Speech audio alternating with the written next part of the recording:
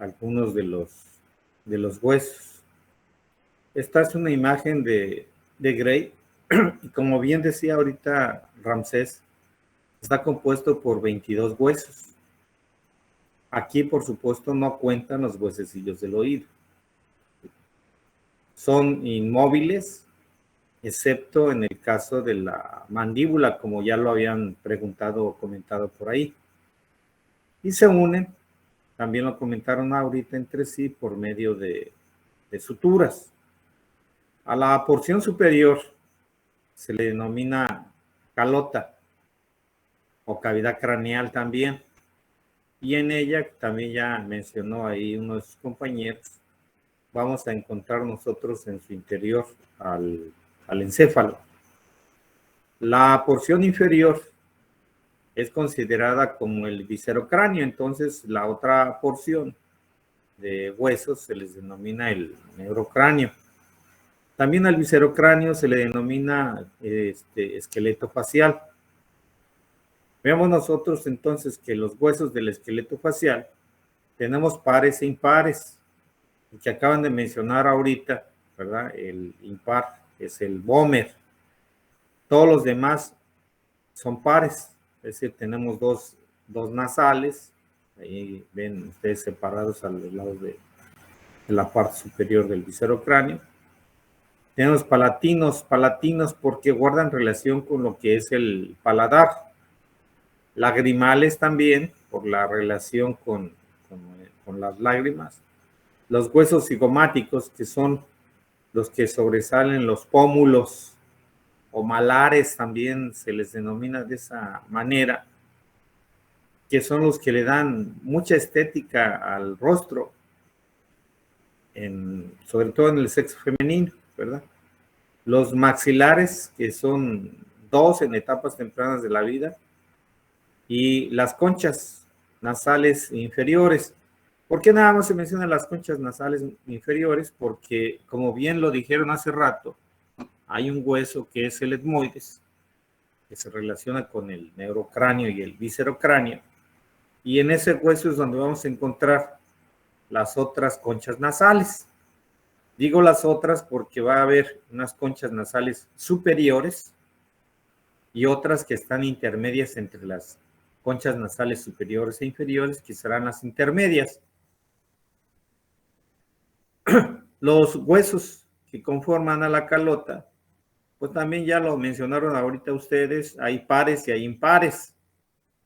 Los pares son laterales, ahí en las porciones donde tenemos implantadas las orejas, corresponden a los temporales que se ven aquí en color verde, y los parietales, pues en color azul, ¿verdad? Que vemos ahí por detrás del hueso frontal. Los impares, lógicamente, son huesos únicos, que también, a lo mejor alguno de ustedes por ahí leyó algo de embriología en alguno de sus libros, y los frontales, en etapas tempranas de la vida, también está constituido por 2 huesitos. Pero ya hablamos en conjunto de huesos o estructuras óseas de adultos en anatomía, y entonces nada más va a haber un frontal. Vamos a ver por ahí más adelante cuando se describa que es que hay una sutura, que sería el punto de referencia donde se fusionaron los 2 frontales. Tenemos también el esfenoides, en color amarillo que ven. Ese se describe como que tiene forma de murciélago, ¿sí? Porque tiene alas mayores y alas menores, y tiene unas apófisis pterigoides, tiene un cuerpo. El etmoides lo visualizan ustedes ahí en color verdecito claro, entre lo que son los huesos del viscerocráneo, y este es el etmoides. Prácticamente el etmoides encaja en una escotadura intermedia que presenta el esfenoides. Y el occipital, ese hueso que tenemos en la parte posterior, en lo que conocemos nosotros como la nuca. Pero estos huesos, vamos viendo primero las características de los huesos planos. Los huesos planos se caracterizan porque tienen dos láminas o dos tablas. Una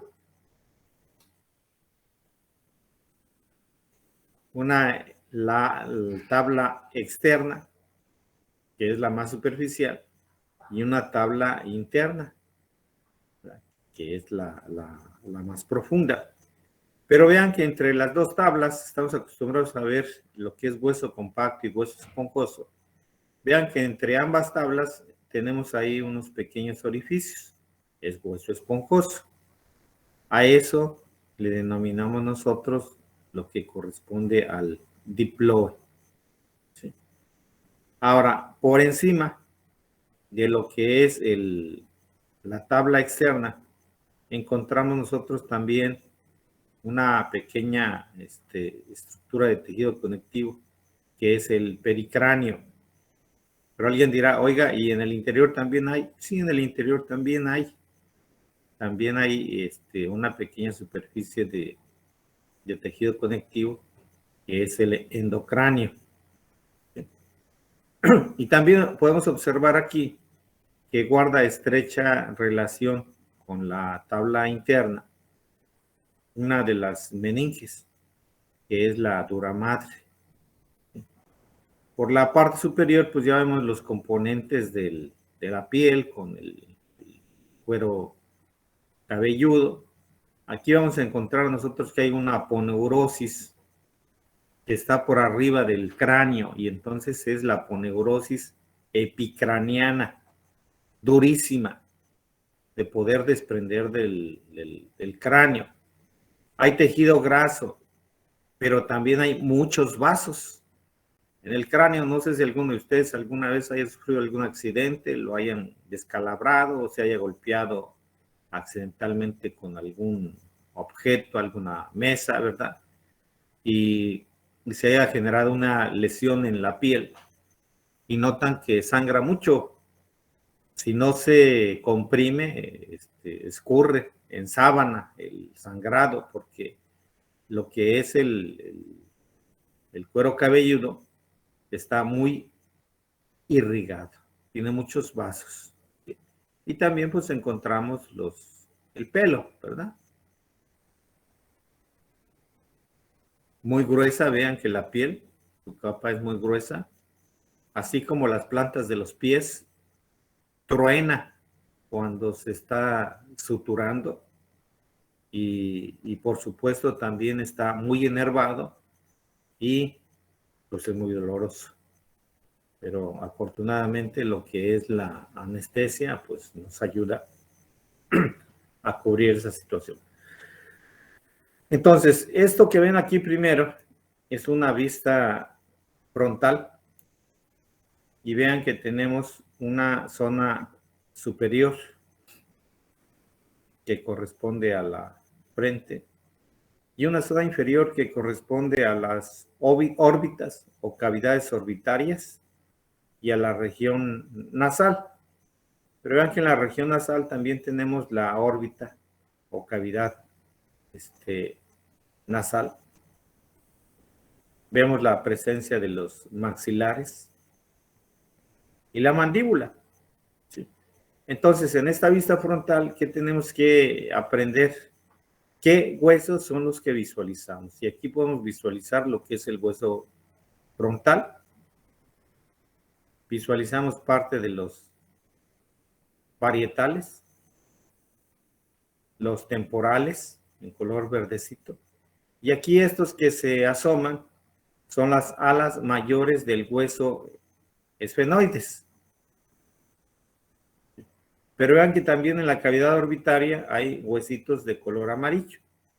También son componentes del hueso esfenoides. Vemos nosotros aquí estos huesos en la vista frontal, que son los cigomáticos o malares, y lo que corresponde al maxilar. Y en la cavidad nasal, observamos nosotros aquí en color café, lo que corresponde a los las conchas o cornetes nasales inferiores.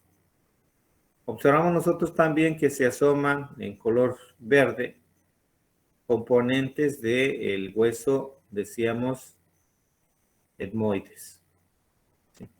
Entonces aquí vemos también por encima, articulándose con el frontal y con el maxilar a los huesos nasales.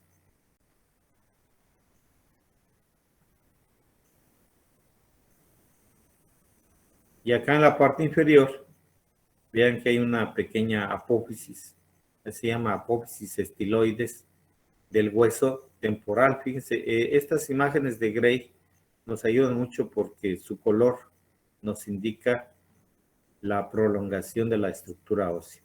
Esta pequeña saliente que vemos aquí por debajo del malar y también por debajo de lo que es el maxilar, corresponde a la apófisis mastoides del hueso temporal. Pero vean, yo creo que ya aquí les llama la atención que en cada uno de los huesos vemos algunas escotaduras o algunas hendiduras, como aquí, ¿verdad? Estas, por supuesto, corresponden a los orificios que vamos a estudiar nosotros en el cráneo. Aquí vemos también en el maxilar y en la mandíbula. Son forámenes por los cuales discurren nervios o paquetes neurovasculares. Entonces aquí vamos a considerar nosotros todo lo que miramos en una vista frontal. Entonces, recapitulando lo anterior, entonces tenemos aquí algunos accidentes anatómicos también que corresponde a los arcos superciliares, es decir, ese pequeño hundimiento. Si se van tocando ustedes su anatomía, si se tocan ahorita por arriba de lo que es el reborde de la cavidad orbitaria, ven que hay un pequeño hundimiento. ¿Sí? Si lo siguen de medial a lateral, a eso se le denomina los arcos superciliares. El sitio que les decía hace rato, que es donde se fusionan los frontales, ¿verdad? Se le denomina la glabela. Y vamos a encontrar también un pequeño agujero. Agujero en algunas ocasiones porque está cerrado, pero en algunos otros cráneos, van a ver ustedes ahí en el anfiteatro, es una escotadura, es decir, no forma un foramen. Pero sea agujero o sea escotadura, como está por arriba de lo que es la cavidad orbitaria, se le denomina agujero o escotadura supraorbitario. Lo que esté en relación a la parte lateral e inferior de lo que corresponde al hueso frontal, se le denomina apófisis. Es una prominencia. Es una apófisis que se articula, como pueden observar, con el cigomático. Y entonces se denomina apófisis cigomática del hueso frontal. Y todos estos accidentes que acabamos de mencionar forman el reborde orbitario. ¿Sí? Pero el reborde orbitario en su parte superior. Decíamos, el hueso cigomático o malar también presenta apófisis. Vean que hay una apófisis que se relaciona con el frontal, esta pequeña porción, y entonces es la apófisis frontal del hueso cigomático. La que se relaciona con el maxilar será apófisis maxilar del hueso cigomático. Y la que se relaciona en la parte posterior y lateral con el hueso temporal se denominará apófisis temporal del hueso cigomático. Y vean que también entonces estos accidentes anatómicos o estas pequeñas estructuras del hueso cigomático forman parte del reborde orbitario. En la parte central, decíamos, encontramos a los huesos nasales, que son estos dos pares. Se unen en la parte media con lo que es el frontal. Y al punto intermedio donde se unen los tres se le llama nasion. Pero vean que lateralmente al nasion se articula el hueso nasal con el frontal. Y a esa sutura se le llama, pues, combinado, el nombre de los dos huesos. Es la sutura frontonasal. Pero también vemos que estos pequeños huesecillos nasales se articulan con la apófisis frontal del hueso maxilar.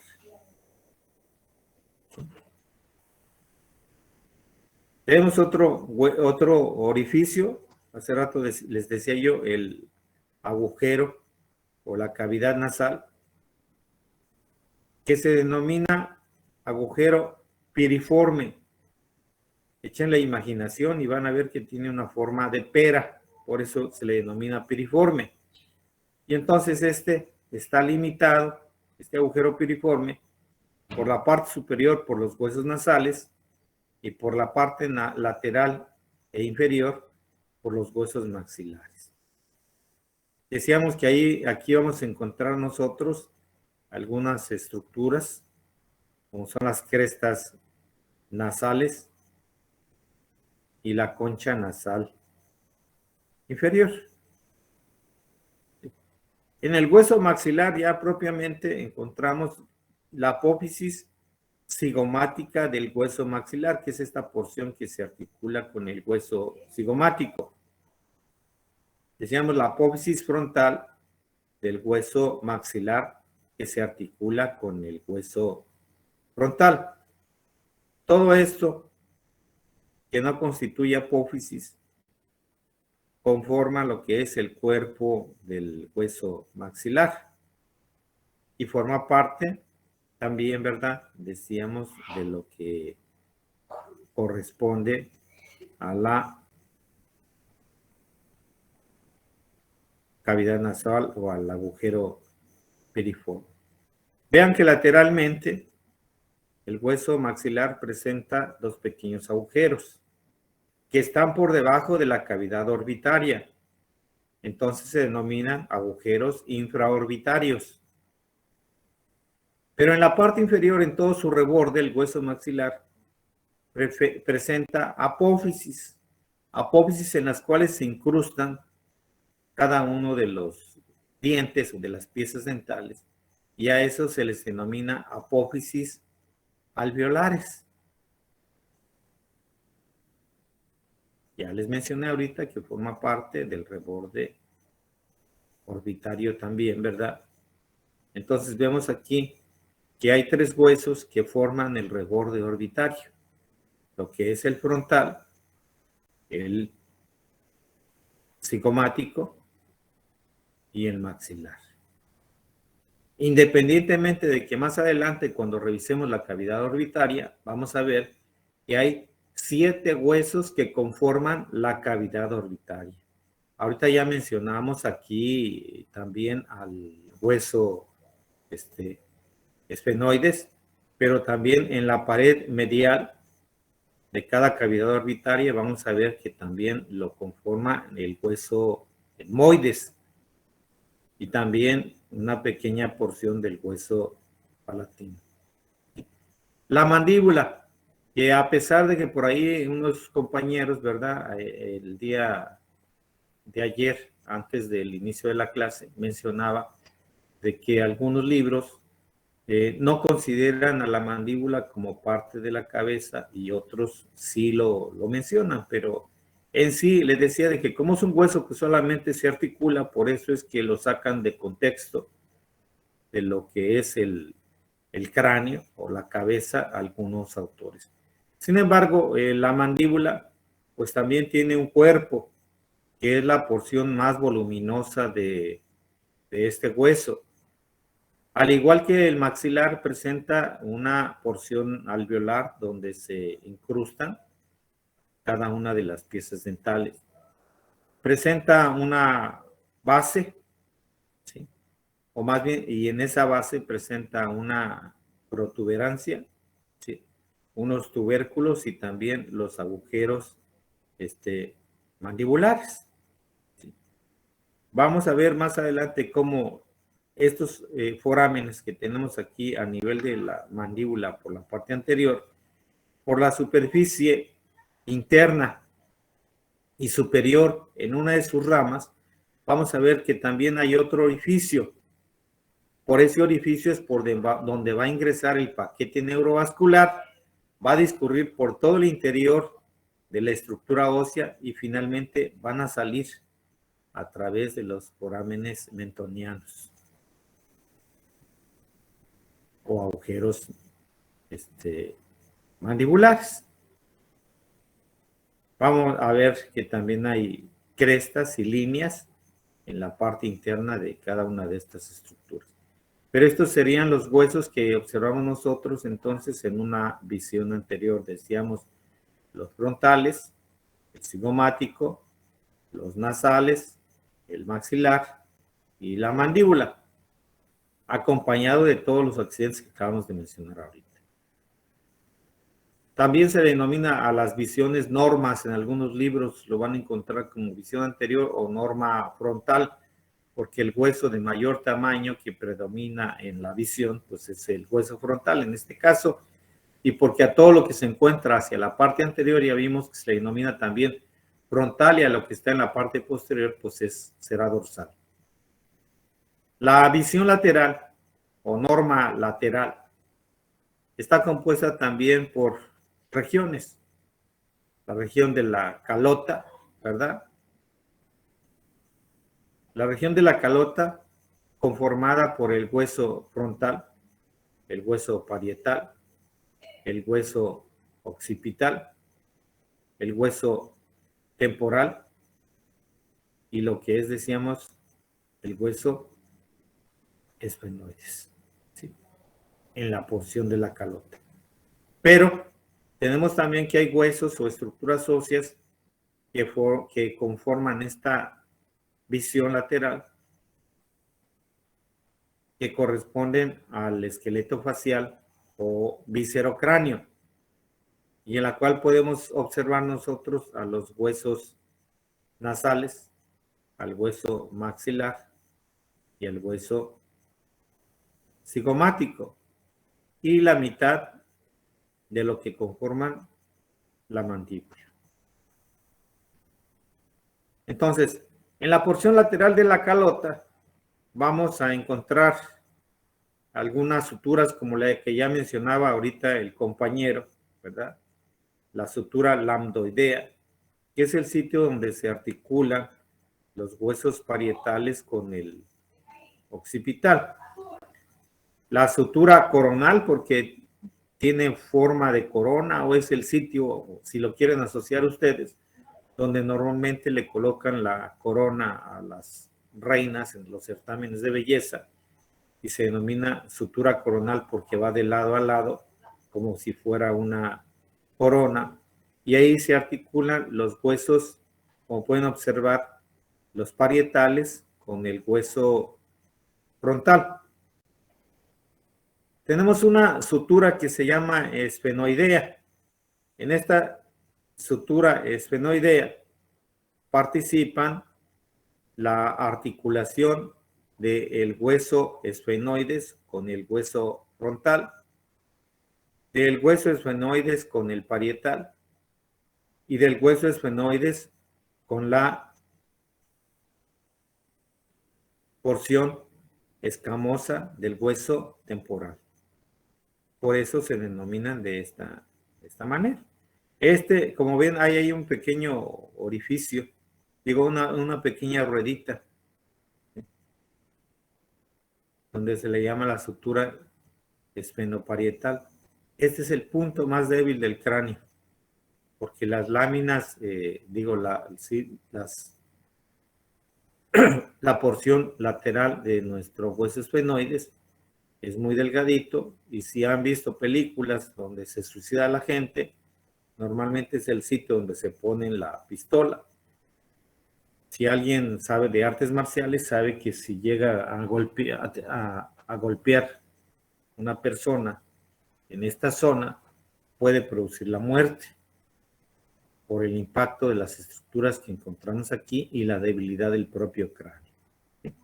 Entonces, hay un sitio donde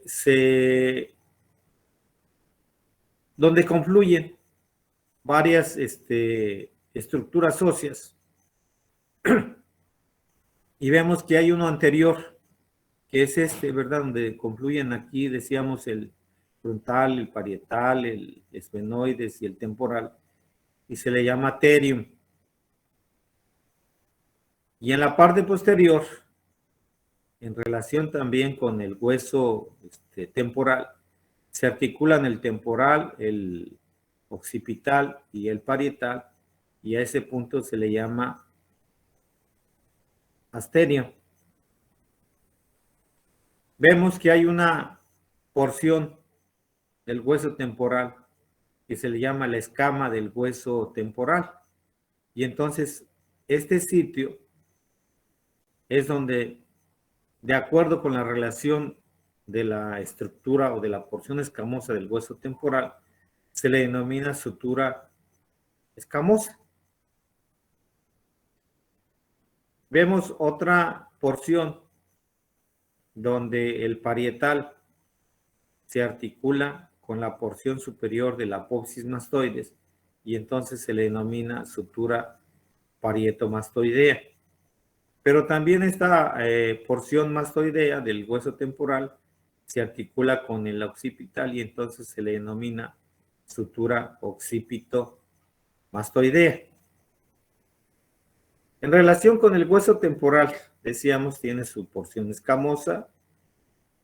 Aquí vemos la apófisis cigomática del hueso temporal, que junto con la apófisis temporal del hueso cigomático constituyen un arco que se denomina arco cigomático temporal. Sí. Vemos que también el hueso temporal tiene una porción timpánica, ahí donde tenemos el orificio de nuestra oreja, donde ubicamos la abertura acústica externa y por supuesto el meato acústico externo, para dar continuidad hacia adentro con lo que es el oído externo y el oído interno. Tenemos la porción, decíamos, petromastoidea. Le llaman petro porque es muy dura, como si fuera una piedra, y entonces está constituida por una porción petrosa del hueso temporal y una porción mastoidea también del hueso temporal. ¿Sí? Tenemos, decíamos aquí, una pequeña prominencia, como si fuera un estilete, y entonces se denomina apófisis estiloides del hueso temporal. Y decíamos la apófisis mastoides. Hace rato que mencionaba unos compañeros en relación a los huesos neumáticos. Bueno, aunque no se llama seno, resulta que también el hueso temporal en esta apófisis mastoides tiene una cavidad hueca o aérea. Hace muchos años, ¿verdad? Ahora ya no se debe de dar, cuando la medicina era más precaria. Los niños llegaban a presentar infecciones en sus oídos. Y al presentar una infección en los oídos, mal atendida o no atendida, el proceso infeccioso dañaba por dentro el oído y el niño quedaba sordo porque se dañaban los huesecillos del oído. Pero ojalá ahí quedara todo, no. El proceso infeccioso corría también a esas celdillas mastoideas, y la familia ya acudía al médico, ¿verdad? O se daban cuenta porque el proceso infeccioso dañaba el hueso de tal manera que a través de la piel comenzaba a supurarle al niño a través de la apófisis mastoides. Lógicamente que ahí pues ya el niño ya no oía, ¿verdad? Ya había perdido el sentido de la audición y además pues ya tenía un proceso infeccioso que le había dañado una porción ósea de su estructura de la cabeza. Da muy triste ver ese tipo de niños, pero se veían sobre todo en el Hospital Juárez, en la Ciudad de México. Mandíbula. Bueno, la mandíbula ya dijimos que tiene un cuerpo, vean, esto es el cuerpo. Por supuesto que la porción ascendente que tiene la mandíbula es lo que se llama la rama. Y vean que el sitio donde se une el cuerpo con la rama, que sería este, constituye el ángulo de la mandíbula. Entonces dijimos que tiene su porción alveolar, igual que el maxilar, y hay una protuberancia que sobresale en la parte anterior y en la parte media, que es la protuberancia mentoniana. Esa protuberancia mentoniana, pues a veces se ve mucho más pronunciada, sobre todo en aquellas personas que tienen la barba partida, ¿verdad? Que sería el sitio donde se modifica la estética y que se hace muy famosa la gente porque tiene la barba partida. Tenemos el agujero mentoniano, ¿sí? Y en la parte superior de la rama, vean que encontramos también dos apófisis. Una apófisis condilar y una apófisis coronoides. Apófisis condilar y coronoides que tienen una función importante en la inserción de tendones o ligamentos y en la participación, la condilar, por supuesto, de la articulación temporomandibular. Otra parte visible de esta visión corresponde al esqueleto facial y en ella observamos nosotros pues a los huesos nasales, al hueso cigomático y al hueso maxilar. Cada uno de ellos con algunos accidentes anatómicos, como en el caso del cigomático, que es la apófisis, pero ven que también hay un foramen, ¿ya? Cigomático. Y en el caso del maxilar, pues tenemos su porción alveolar, sus apófisis, y ya mencionamos que de acuerdo con la relación que tienen con el hueso, es apófisis cigomática del hueso maxilar y apófisis frontal del hueso maxilar. La visión posterior, vean que aquí solamente encontramos nosotros que predominan la presencia en color azul de lo que es el hueso occipital, los dos parietales en color medio lila, ¿verdad? Y los temporales lateralmente. Pero si tenemos nosotros en nuestras manos este hueso, vamos a ver que en la profundidad de lo que es la superficie de esta visión, podemos observar también la presencia del maxilar, lo que corresponde a la mandíbula y el hueso palatino. ¿Sí? Entonces aquí en el hueso occipital, al igual que el temporal, vean que está como si fueran pequeños dientitos o escamas, y entonces es la escama del occipital. Y aquí en la escama del occipital vamos a encontrar, decíamos, la sutura lambdoidea. La sutura lambdoidea va desde aquí, desde el sitio donde se une el temporal, el parietal y el occipital, del lado derecho hasta el lado izquierdo. Y tenemos la sutura de los huesos, ¿verdad? que se articulan en lo que corresponde al occipital con la apófisis mastoides del temporal, y entonces es la sutura occipito-mastoidea. Habrá algunos huesitos que ahorita vamos a ver en alguna de las siguientes imágenes, que son, recordaron ustedes que hablamos de los huesos wormianos cuando se platicó de las generalidades de los huesos o de la clasificación de los huesos.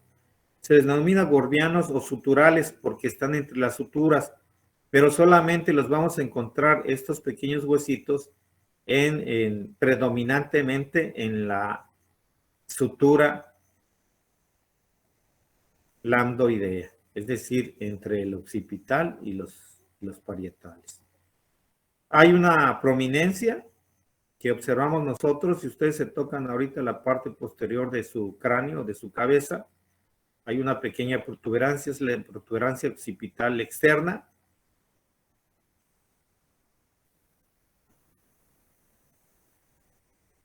Y vean que lateralmente la protuberancia occipital externa hay unas líneas.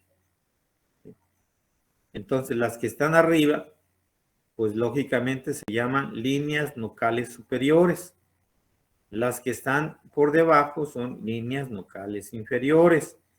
Pero van a encontrar en sus libros que algunas ocasiones, y observamos en los cráneos, se describe una línea nucal que se encuentra por arriba de las líneas nucales superiores. Y a esa línea nucal se le va a llamar línea nucal suprema. De manera descendente a lo que es la protuberancia occipital externa, vamos a encontrar nosotros una pequeña cresta. Es la cresta occipital externa. Entonces, ahorita, si tenemos, cuando ustedes se encuentren por ahí que si hay algo externo, también debe, en este caso de los huesos del cráneo, debe haber algo interno. Entonces vamos a encontrar por ahí una protuberancia occipital interna también y una cresta occipital interna. ¿Sí?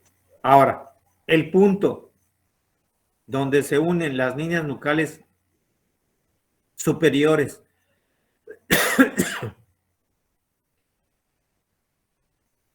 y por debajo de la protuberancia occipital externa va a ser un punto de referencia craniométrico que se conoce como el inion, que ven ustedes ahí señalado. Bueno, en el hueso temporal ya mencionamos previamente que tiene una apófisis mastoides, ¿verdad? Que es esta. Y vean que hay una pequeña incisura o escotadura. Por supuesto, si está paralela a lo que es la superficie de la apófisis mastoides, pues también se apellida incisura mastoidea.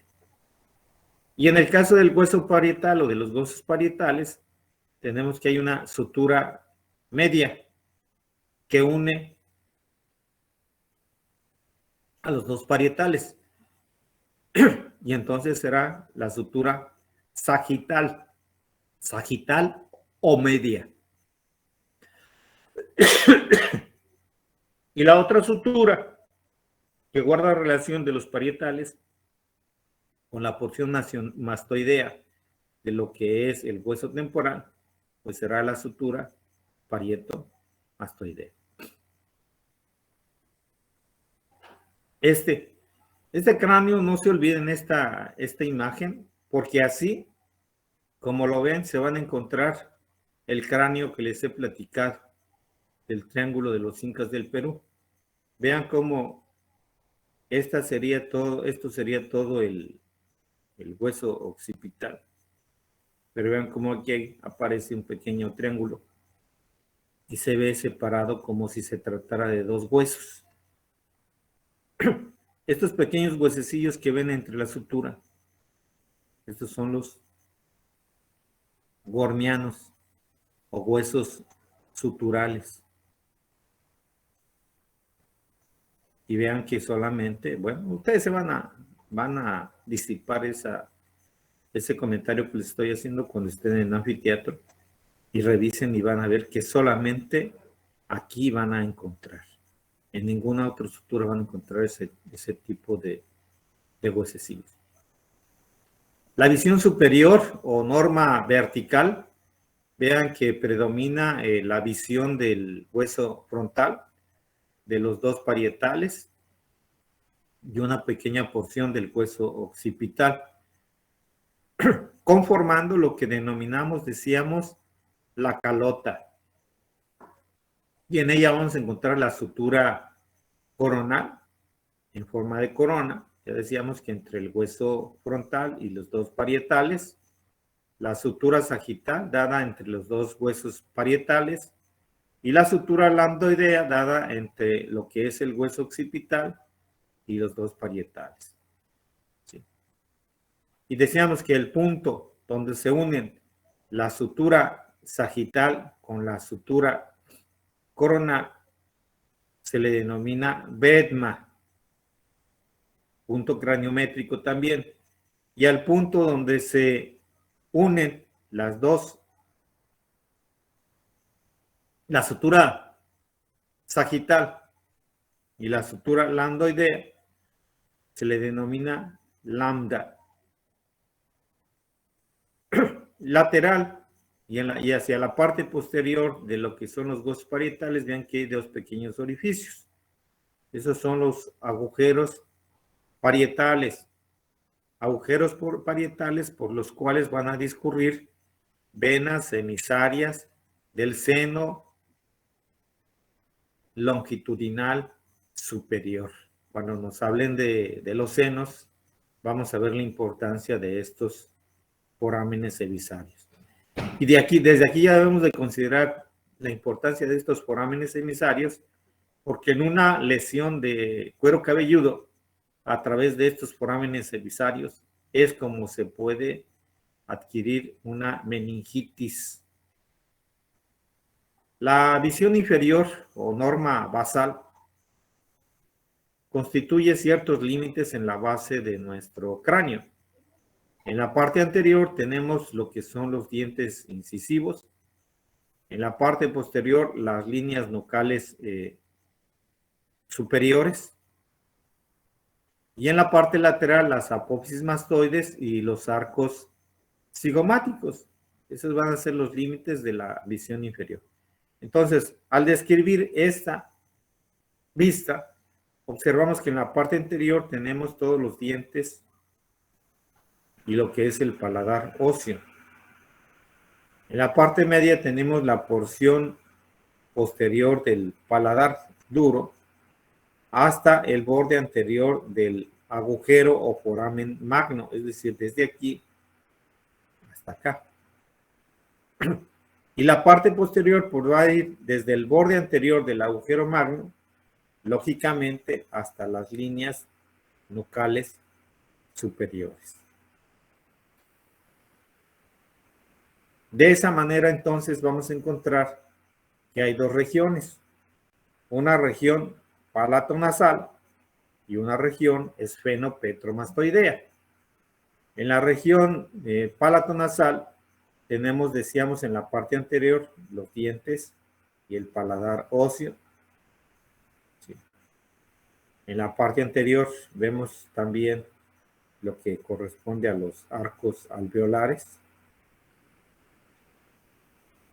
Y en el paladar óseo, pues lo vamos a configurar en dos porciones. Una porción anterior donde encontramos la apófisis palatina de los maxilares y una porción posterior donde encontramos las láminas horizontales del hueso palatino. Aquí, por supuesto, también vamos a encontrar suturas. Una sutura que se da entre los dos maxilares, pues será la sutura intermaxilar. Este es un vestigio de lo que les comentaba hace unos momentos, que en etapas tempranas de la vida el maxilar también está constituido por dos huesos. Tenemos otra sutura que se da entre lo que es el hueso palatino y el maxilar, que será la sutura palatomaxilar. Y una sutura que se da entre ambos huesos palatinos, pues que se denomina la sutura interpalatina. En la parte anterior del paladar óseo vemos que hay un agujero incisivo o conducto, que guarda comunicación con paquetes neurovasculares entre lo que es la cavidad oral y las fosas nasales. Vean que en la parte posterior también tenemos dos forámenes. Tenemos los agujeros que se encuentran en el hueso palatino y entonces uno es grande, es el agujero palatino mayor, y otros son pequeños, pues es el agujero palatino menor. También por ahí discurren paquetes neurovasculares. Vemos que hay unas apófisis que tienen forma de pequeñas pirámides, y entonces es la apófisis piramidal. Y en la parte posterior, pues vemos nosotros lo que corresponde a la espina nasal posterior, porque la espina nasal anterior va a estar por arriba de la superficie de lo que corresponde al hueso maxilar en la cavidad piriforme. La región esfenopetromastoidea, lógicamente, pues estamos hablando de que va desde el esfenoides, la porción petrosa del temporal y la porción mastoidea también del hueso temporal. Entonces, tiene una porción media donde ubicamos la porción posterior del paladar duro hasta el borde anterior del agujero magno, dijimos, ¿verdad? Una región media, en la mitad anterior vamos a encontrar nosotros al hueso Vomer y al esfenoides. Aquí este es el esfenoides, el hueso Vomer. Y en la parte posterior lo que es el occipital y los huesos temporales. Entonces el hueso Vomer lo encontramos en la línea media sobre lo que es el esfenoides y contribuye a formar también parte del tabique nasal. El hueso esfenoides, ya decíamos que tiene un cuerpo en la parte central, lateralmente tiene sus alas mayores, sus alas menores, y estas que vemos aquí son las apófisis pterigoides. Entonces, esta apófisis pterigoides tiene una lámina medial y una lámina lateral. Encontramos un pequeño ganchito que corresponde al gancho de la pterigoides. Encontramos una fosa que será la fosa escafoidea. Encontramos una fosa entre lo que son las apófisis pterigoides, que es la fosa pterigoidea. Y vamos a encontrar también un conducto, o un foramen, que es el conducto pterigoideo. Este conducto pterigoideo, por supuesto, también para algunas estructuras del sistema nervioso. A nivel de lo que es el ala mayor, encontramos el agujero oval y también el agujero espinoso.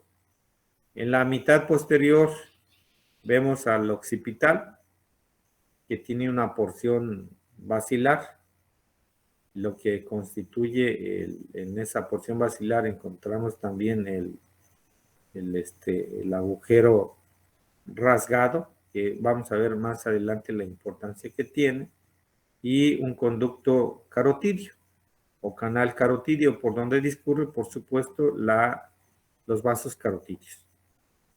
Hay un surco y un conducto para la trompa también faringotimpánica. Hay una fosa mandibular y tenemos un pequeño tubérculo articular.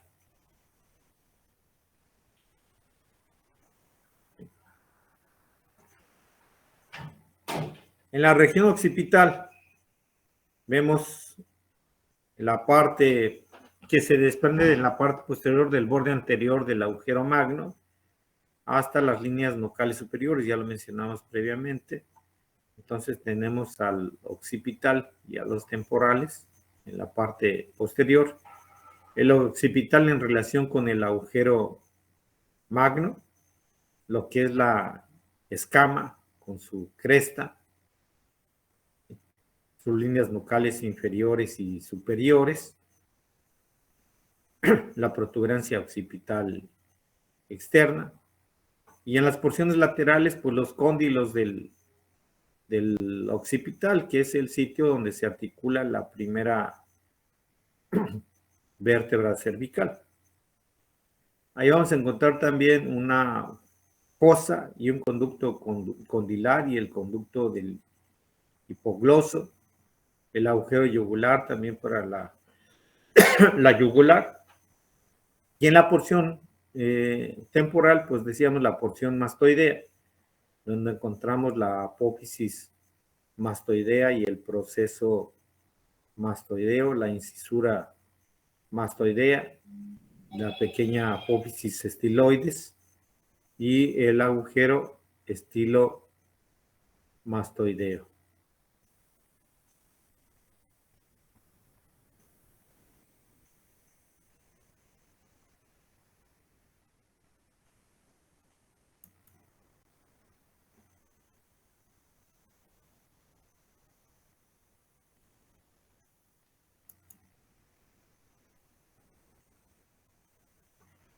Y eso es la visión